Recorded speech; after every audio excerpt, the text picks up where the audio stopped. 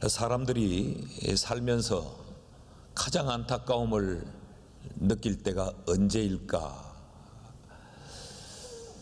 여러 가지 요인이 있을 수 있겠지만 지극히 당연한 것이 당연하지 못할 때, 그때 많은 안타까움을 느끼는 것 같아요. 예를 들면 교회가, 성도들이 주일이 되고 예배 시간이 되면 당연히 교회에 모여서 예배해야 되는데 그 당연한 것이 당연히 행해지지 않을 때 참 안타까워하고, 그럴 때 우리가 불행을 직감하게 되는 것 같습니다. 그리스도인에게 있어서 이 당연함은 무엇이어야 하는가? 여러분, 우리 그리스도인에게 당연함은 크게 두 가지로 우리가 생각할 수 있습니다. 그 하나는 그리스도인이라면 구원을 누리는, 구원의 기쁨을 누리는 삶을 사는 것, 이것이 그리스도인에게는 당연합니다. 세상의 사람들은 삶의 환경에 휘둘리지만 우리 그리스도인들은 내가 구원받았다라고 하는 이 하나의 사실로 어떤 상황과 어떤 환경에서도 기뻐하고 즐거워해야 하는 것, 이것이 그리스도인의 당연한 삶이에요. 바울은 1장에서 이어 말하기를 구원받은 자가 당연히 살아야 될 그 삶이 뭔가? 그것은 구원받은 자다운 공적인 삶을 사는 것이다 라고 말했습니다. 그래서 그는 복음에 합당하게 생활해라. 우리의 삶의 상황은 늘 바뀌어질 수 있다. 늘 변화될 수 있다. 그러나 삶의 상황이 어떻게 변하고 바뀌든지를 뛰어넘어서 그리스도인이 당연히 살아야 되는 것은 복음에 합당한 삶을 사는 것이다. 그래서 바울은 그 천국 시민으로 당당하게 세상 가운데서 이 공적인 삶을 살기 위해서 다툼과 허영을 버리고 겸손과 복종의 삶을 살아야 된다라고 하면서 예수 그리스도를 삶의 모델로 제시했습니다. 자, 이런 바울이 당연한 그리스도인의 삶을 위하여서 한 가지 권고하고 있는 것이 뭔가?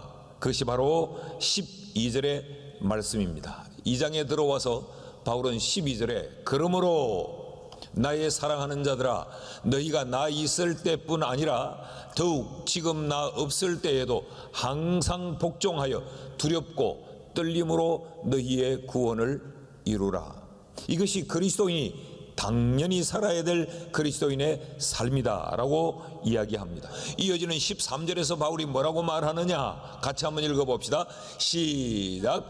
너희 안에서 행하시는 이는 하나님이시니 자기의 기쁘신 뜻을 위하여 너희에게 소원을 두고 행하신다. 우리 안에서 행하시는 하나님이 자기의 기쁘신 뜻을 우리 안에 두고 그것을 우리의 소원으로 삼고 행하도록 하나님이 하신다 그랬어요. 그러니까 구원을 이루는 것이 하나님이 우리를 향하여 가지고 계시는 하나님의 기뻐하시는 뜻이다 라고 말했어요. 이 기뻐하는 뜻을 하나님이 이루기 위해서 하나님은 우리 안에서 역사하고 일하신다 라고 바울이 가르쳤습니다. 그러면 구원을 이루는 궁극적인 그 목표가 뭐냐? 우리가 이루어야 될 그 구원의 궁극적인 그 목표가 뭐냐? 그것이 바로 하나님의 관심이죠. 하나님이 우리 속에서 일하시면서 하나님의 그 기쁘신 뜻을 반드시 이루기를 원하는데, 그것이 바로 구원을 이루는 삶이라면 하나님의 그 관심, 그렇게도 하나님이 이루고 싶어하는 구원을 이루는 그 실제적인 내용이 뭐냐? 그것은 크게 세 가지예요. 하나는 우리가 흠없는 하나님의 자녀로 세워지는 것, 또 하나는 우리가 세상의 빛이 되는 것, 또 하나는 세상의 빛이 되어서 우리가 생명의 말씀을 밝히는 것. 이 세 가지가 하나님이 우리에게 이루라라고 하는 구원의 내용이란 말이죠. 이것이 하나님이 우리 속에서 일하시면서도 꼭 우리에게 이루어지기를 바라는 하나님의 이 관심사항이다 라고 지금 바울이 가르쳐요. 15절 말씀을 보십시오. 같이 한번 읽어봅시다. 시작. 이는 너희가 흠이 없고 순전하여 어그러지고 거스르는 세대 가운데서 하나님의 흠 없는 자녀로 세상에서 그들 가운데 빛들로 나타나기를 내가 원한다라고 말했어요. 다시 한번 요약하면 이런 이야기입니다. 너희의 구원을 이루어야 된다. 너희의 구원을 이루는 것, 그것이 하나님이 지금 굉장히 기뻐하는 것이다. 그래서 너희의 그 구원을 이루기 위해 하나님은 너희 속에서 역사하고 일하고 계신다. 그렇게 너희 속에서 하나님이 역사하면서까지 너희가 이루기를 원하는 그 구원의 구체적인 그 내용이 뭐냐? 그것이 바로 너희가 흠없는 하나님의 자녀로 세워지는 것이다 라고 바울이 말하고 있습니다. 너희는 누구냐? 그리스도인인 너희는 누구냐? 그리스도의 편지이기도 하다. 그리스도인인 너희는 누구냐? 그리스도의 향기이기도 하다. 그리스도인인 너희는 누구냐? 그리스도의 사람이기도 하다. 그리스도의 일꾼이기도 하다. 그리스도인의 사람이기도 하다. 너희는 성도이기도 하다. 그런데 너희는 누구냐? 그것들을 더 뛰어넘어서 너희는 하나님의 자녀다. 너희는 하나님의 자식이다. 여기 하나님의 흠없는 자녀라고 우리 성경에 표현된 것을 직역하면 흠없는 하나님의 아들, 그런 이야기예요. 이것은 보편적인 표현이 아닙니다. 이것은 굉장히 선택적이고 제한적인 표현이에요. 하나님의 흠없는 자녀라고 하는 것은, 이건 모든 사람들에게 다 주어진 것은 아닙니다. 세상 사람들이 듣기 좋도록 표현을 하려면 우리는 모두가 하나님의 자녀들입니다 이러면 굉장히 좋겠지만, 성경은 하나님의 자녀라는 이 표현을 보편적이고 일반적인 의미로 사용하지 않아요. 굉장히 선택적이고 제한적으로 예수 그리스도에 의해 구원을 입은 사람에게만 사용하는 단어가 바로 이 자녀라는 이 단어예요. 그러니까 하나님의 자녀라는 이 표현 속에는 엄청난 약속과 보증이 다 담겨져 있는 거죠. 여러분, 우리가 하나님의 자녀라고 하는 이 표현은 하나님이 우리의 아버지라는 이야기입니다. 이 속에는 아버지의 것이 나의 되고 아버지의 모든 이 상속이 자녀된 우리에게 그 권한이 주어졌다라고 하는 의미가 하나님의 자녀라고 하는 이 표현 속에 다 담겨져 있는 거예요. 하나님은 우리가 흠없는 하나님의 자녀가 되기를 원하신다. 그러면 우리의 관심도 동일해야 됩니다. 하나님은 우리가 세상에서 성공하는 것도 원하지만, 하나님은 우리가 이 세상에서 우리의 일신상의 어떤 안위를 위하여 살기도 원하지만, 하나님은 우리가 이 땅에서 부하고, 하나님은 우리가 이 땅에서 높아지기도 원하지만, 하나님의 일차적이고 근본적인 그 관심은 뭐냐? 우리가 흠없는 하나님의 자녀가 되는 것이라는 것. 여러분, 이 하나님의 관심이 우리의 관심 될 수 있기를 축복합니다. 그럼 흠없는 하나님의 자녀가 되기 위해서 우리는 뭘 유념해야 하는가? 뭘 우선적으로 살피고 뭘 우리가 붙들어야 하는가? 그 첫째가 하나님과의 관계 인식이 우선되어져야 합니다. 하나님과 나의 관계가 어떤 관계인가라고 하는 이 인식이 우선되어져야 우리가 하나님의 흠없는 자녀로 세워질 수 있다는 말입니다. 이 사도 바울은 2장 초두에서 십자가로 말미암아 우리에게 주어진 선물 두 가지를 소개했어요. 그게 뭐냐? 2장 10절에서 11절 말씀을 같이 한번 읽어봅시다. 시작. 하늘에 있는 자들과 땅에 있는 자들과 땅 아래에 있는 자들로 모든 무릎을 예수의 이름에 꿇게 하시고 모든 입으로 예수 그리스도를 주라 시인하여 하나님 아버지께 영광을 돌리게 하셨느니라. 하나님께서 예수 그리스도를 만유의 주로 삼으시고 십자가에서 일으켜 세우셔서 무엇하게 했느냐? 예수 그리스도가 우리의 주 되게 하셨다. 이게 십자가가 우리에게 준 첫 번째 선물이에요. 또 하나는 우리의 주가 되실 뿐만 아니라 하나님이 우리의 아버지가 되시는 것. 이것이 예수 그리스도의 십자가가 우리에게 가져다 준 아주 중요한, 아주 특별한, 세상의 그 어떤 것과도 견줄 수 없는 놀라운 선물 두 가지가 바로 이것이에요. 여러분, 이 사실을 인식하고 계십니까? 예수 그리스도가 우리의 주요, 하나님이 우리의 아버지가 되신다는 이 사실을 우리가 확신하고 사느냐는, 이것으로부터 우리가 하나님의 자녀된 삶을 사는 출발점이 될 수 있는 것입니다. 여러분, 이게 얼마나 놀라운 사실입니까? 베드로 사도는 베드로전서 2장 10절에서 우리에게 이렇게 가르칩니다. 너희가 전에는 하나님의 백성이 아니었다, 하나님의 자녀가 아니었단 말이죠. 이제는 하나님의 백성이 되었다. 하나님의 백성이 되고 나니까 전에는 너희가 긍휼을 얻지 못했는데 이제는 하나님의 긍휼을 얻는 자 되었다. 이게 하나님이 우리의 아버지라고 하는 것이 얼마나 엄청난 사실인가를 우리에게 깨달아야 한다는 이야기죠. 여러분, 지난 한 주간 살면서, 아니 지금까지 신앙생활을 쭉 해오면서 하나님은 우리에게 도움을 주는 분으로는 인식을 했어요. 내 병을 치료해 주는 분으로는 인식을 했어요. 내가 힘들고 어려울 때 나를 위로해 주는 분으로는 인식을 했어요. 그런데 하나님이 나의 아버지다, 도와주는 분을 뛰어넘어, 나를 치료해 주는 의사를 뛰어넘어, 나를 위로하고 격려해 주는 어떤 상담자를 뛰어넘어 그 하나님이 나의 아버지라고 하는 인식을 얼마나 가지고 우리가 살았는지를. 자칫하면 하나님은 나를 돕는 자 정도의 선에서 머물 때가 많아요. 그러니까 도와달라고 하는데 그 도움이 빨리 안 오면 관계를 끊기가 쉬워집니다. 그 무엇으로도 끊을 수 없는 새로운 혈연의 관계, 그 무엇으로도 지울 수 없는 아버지와 아들의 이 관계인 것을 우리가 확신하고 살지 않으면, 내 요구를 하나님이 다 들어주지 않으면 그 하나님은 내 삶에서 가차없이 소용없는 존재로 취급해버리고 마는 거죠. 그래서 이 관계인식이 중요하다는 거예요. 하나님의 백성이기 이전에 우리의 상황을 요한복음 8장 44절에서는 이렇게 말했어요. 너희는 너희 아비 마귀에게서 났다.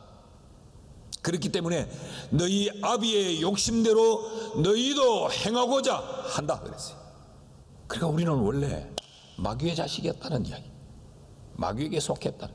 그런데 그런 우리를 하나님의 백성되게 만들어서 로마서 8장 이 15절에 보면 너희는 다시 무서워하는 종의 영을 받지 아니하고 양자의 영을 받았으므로 우리가 하나님을 아빠, 아버지라 부르게 되었나니라. 지금 하나님은 우리가 하나님의 흠없는 자녀가 되기를 원한다. 이 말 속에는 내가 네의 애비요, 네가 나의 자식이라고 하는 이 관계를 얼마나 철저히 확신하면서 네가 사느냐 라는 질문이기도 합니다. 여러분, 그리스도인이 된다는 것은 그리스도인이 아닌 사람들에게서는 상상할 수 없는 거예요. 그리스도인이 된다고 하는 것은 근본적으로 사람이 달라져 버리는 것입니다. 혈통이 달라져 버리는 것이고, 신분이 달라져 버리는 것이고, 특권이 달라져 버리는 거예요. 왜 그럴까요? 하나님의 자녀가 되니까, 하나님이 아버지가 되니까 천국이 우리 집이 되어버리는 겁니다. 아버지의, 하나님의 그 소유가 나의 소유가 되는 거예요. 하나님 아버지의 것을 상속받을 수 있는 권한이 내게 주어져 버린 겁니다. 이게 엄청난. 그래서 신약학자 이 요아킴 예레미야는 이런 말을 했어요. 예수님 당시까지 하나님을 아버지로 부른 자는 예수님이 유일하시다 그랬어요. 그것을 오늘 예수 그리스도로 말미암아 우리가 그 은혜를 입어 하나님을 우리가 아버지로 부르고 있어요. 이것이 얼마나 엄청난 사건인가를 알라라는 이야기죠. 종교개혁자 마틴 루터는 뭐라고 이야기했느냐? 우리가 하나님께 대하여서 상상할 수 있는 최상의, 하나님에 대해서 우리가 생각할 수 있는 최상의 특권이 뭐냐? 그것은 하나님을 아버지로 부를 수 있다라는 거죠. 사랑하는 여러분, 하나님이 우리의 아버지요, 우리가 하나님의 아들이라고 하는 이 확신을, 이 인식을 다시 한번 할 수 있기를 축복합니다. 신학자 홀스 부시네라는 사람이 이런 말을 했어요. 예수님이 다른 것 다 가르쳐 주지 않았다 할지라도 하나님을 우리의 아버지라고 가르쳐 주신 것, 이것 하나만으로도 충분하다 그랬어요. 예수님이 우리에게 다른 것 다 가르치지 않았다고 할지라도, 이 말을 뒤집어 놓으면 이런 말이죠. 우리가 예수님의 다른 가르침은 다 못 배웠다 할지라도 하나님이 우리의 아버지다, 이 하나의 사실만 배웠어도 충분하다는 거지. 여러분, 이 관계에 대한 인식이 우리에게 새로워질 수 있기를 축복합니다. 네. 둘째로, 우리는 하나님과의 관계를 분명하게 인식해야 될 뿐만 아니라, 둘째는 하나님을 향한 우리의 태도를 다시 한번 점검해 봐야 됩니다. 우리가 하나님의 흠없는 자녀가 되기 위해서는 하나님을 향한 우리의 태도가 어떤지를 다시 한번 점검해 봐야 돼요. 13절 14절 말씀을 같이 한번 읽어봅시다. 다 같이 시작. 너희 안에서 행하시는 이는 하나님이시니 자기의 기쁘신 뜻을 위하여 너희에게 소원을 두고 행하게 하시나니 모든 일을 원망과 시비가 없이 하라. 여러분, 이 13절은 14절의 원인이 돼요.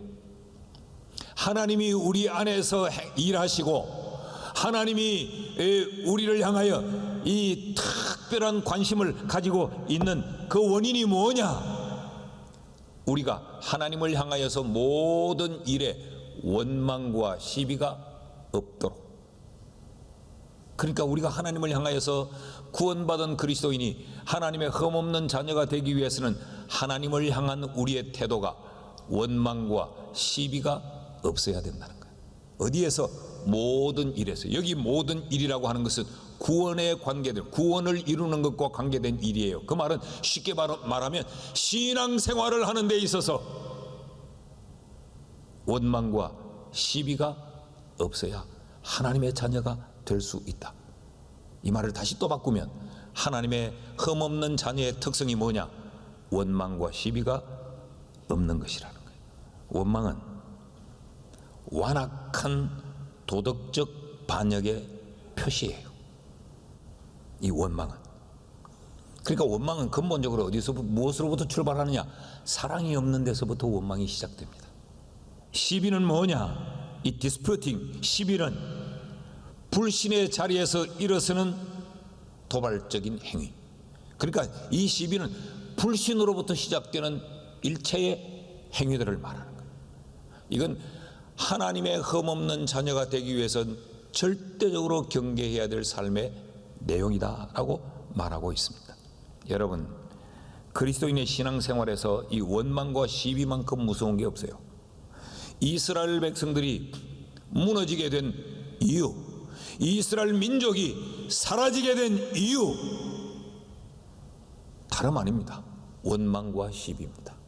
여러분, 하나님을 사랑하고 하나님을 전적으로 신뢰하면 우리가 하나님과 관계된 믿음의 삶에서 원망과 시비는 포기할 수 있습니다. 그 하나님을 믿지 못하니까, 내 인간의 생각만 가지니까 시비가 생겨나는 거죠. 그 하나님을 사랑하지 않으니까 하나님으로 말미암아 행해지는 모든 것들이 원망스러운 거죠. 그래서 지금 이 사도는 우리에게 흠없는 하나님의 자녀가 되기 위해서는 원망과 시비를 포기해야 된다.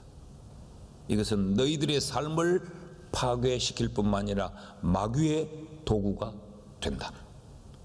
그래서 하나님의 흠없는 자녀가 되기 위해서 신앙생활에서 원망과 시비는 버려라 라고 가르칩니다. 우리에게서 원망과 시비를 내어 쫓을 수 있기를 축복합니다. 셋째는 자기 자신의 본질적인 부분에 대하여서 다시 한번 확인해야 됩니다. 나는 누구인가? 라는 자신의 본질을 다시 한번 확인해야 하나님의 흠없는 자녀가 될 수 있어요. 15절 말씀을 우리 같이 한번 다시 읽어볼까요? 15절 말씀 없나요? 성경 구절에 성경을 보고 제가 읽습니다.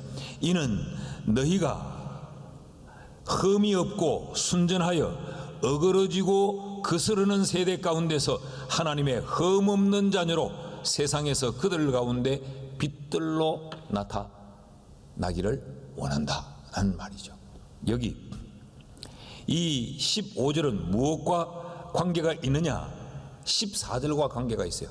모든 것을 원망과 시비가 없이 하라. 그래서 너희가 흠이 없고 순전하여져서 어그러지고 거스르는 세대 가운데서 하나님의 흠없는 자녀로 세워져야 한다라고 지금 말하고 있는 겁니다. 그러니까 이 15절 말씀은 내 자신이 어떠한가를 살펴보라는 이야기예요. 나는 흠이 없는 사람인가? 나는 순전한 사람인가? 내 자신에 대하여서 깊은 성찰이 필요하다라고 지금 가르치고 있는 거예요. 하나님의 자녀는 어떤 사람이어야 되는가? 자기 자신이 흠이 없어야 하나님의 흠없는 자녀가 되는 것이요, 그 사람이 순전해야 하나님의 흠없는 자녀가 된다. 이게 하나님의 흠없는 자녀의 특성이요, 본질이라는 것. 이것이 구원의 목표라는, 우리가 이루어야 될 구원의 목표가 뭐냐? 우리가 순전하고 흠이 없는 하나님의 자녀가 되는 것. 이게 우리가 구원을 이루는 목표여야 된다.